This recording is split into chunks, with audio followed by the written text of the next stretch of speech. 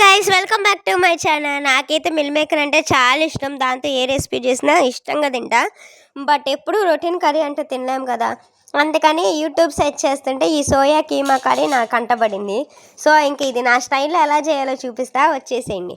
First అయితే ఈ mill మేకర్ని hot వాటర్లో వేసి మొత్తం పిండేసి బౌల్లోకి తీసుకోండి. నెక్స్ట్ ఇది మొత్తం కూడా మిక్సీ జార్లో వేసుకొని మొత్తం కూడా ఒక 1 or 2 పల్స్ ఇస్తే సరిపోతుంది. మరి ఎక్కువ ఇవ్వకండి, ఎక్కువ ఇస్తే కూడా మొత్తం పేస్ట్ అయిపోతుంది. వీడియోలో చూపిస్తున్నాను చూడండి, ఇట్లా తొక్కులుగా ఉండాలి. ఇలా పల్స్ చేసుకుని పక్కన పెట్టుకోండి. నెక్స్ట్ అయితే వెజిటేబుల్స్ అనమాట. ఇవన్నీ కూడా ఆనియన్స్, టమాటా, పచ్చిమిర్చి మీకు ఎంత సన్నగా కుదురుతాయో అంత సన్నగా చాప్ చేసుకోండి. అలా అయితేనే టేస్ట్ బాగుంటుంది, లేదంటే మీకు ఇవే వెజిటేబుల్స్ ఎక్కువ కనిపిస్తాయి. నెక్స్ట్ అయితే ప్యాన్ పెట్టుకొని ఆయిల్ హీట్ చేసుకొని ఆనియన్స్, పచ్చిమిర్చి వాటితో పాటు జీలకర్ర కూడా వేసుకొని మొత్తం ఫ్రై చేసుకోండి. అవి ఫ్రై అయిన తర్వాత కొంచెం అల్లం వెల్లుల్లి పేస్ట్ అది కూడా ఫ్రై అయిన తర్వాత నెక్స్ట్ కట్ చేసి పెట్టుకున్న టమాటా వేసిన వెంటనే కొంచెం పసుపు కూడా యాడ్ చేయండి.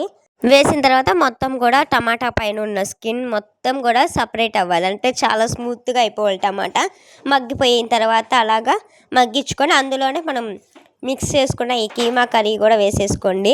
కీమా వేసుకున్న తర్వాత ఒక 2 minutes వదిలేయండి. 2 minutes తర్వాత నెక్స్ట్ ఇందులోనే మీ టేస్ట్కి తగ్గట్టు కారం, ఉప్పు, ధనియాల పొడి, జీలకర్ర పొడి అన్నీ వేసి ఒక 2 minutes మిక్స్ చేసి మీ సిమ్లో పెట్టుకోండి స్టవ్ మొత్తం కూడా. అప్పుడు ఈజీగా కర్రీకి అయితే పడతాయి. అలా మొత్తం మిక్స్ చేసుకున్న తర్వాత లాస్ట్లో దింపేసే ముందు కొంచెం కొత్తిమీర కూడా యాడ్ చేసుకోండి. మొత్తం మిక్స్ చేసుకోండి, కొత్తిమీర యాడ్ చేసుకొని అంతే. ఎంతో టేస్టీ మన సోయా కీమా కర్రీ అయితే రెడీ అయిపోయింది. దీన్ని అయితే వేడి అన్నంలో ఇలా వేసుకొని తింటే ఆహా, టేస్ట్ అయితే నెక్స్ట్ లెవెల్ ఉంది. మీరు ఇంట్లో ఎవరైనా ట్రై చేశారా? ట్రై చేస్తే కామెంట్ చేయండి. ట్రై చేయకపోతే ఇప్పుడు ట్రై చేసి మీకు ఎలా కుదిరిందో కామెంట్ చేయడం మర్చిపోకండి.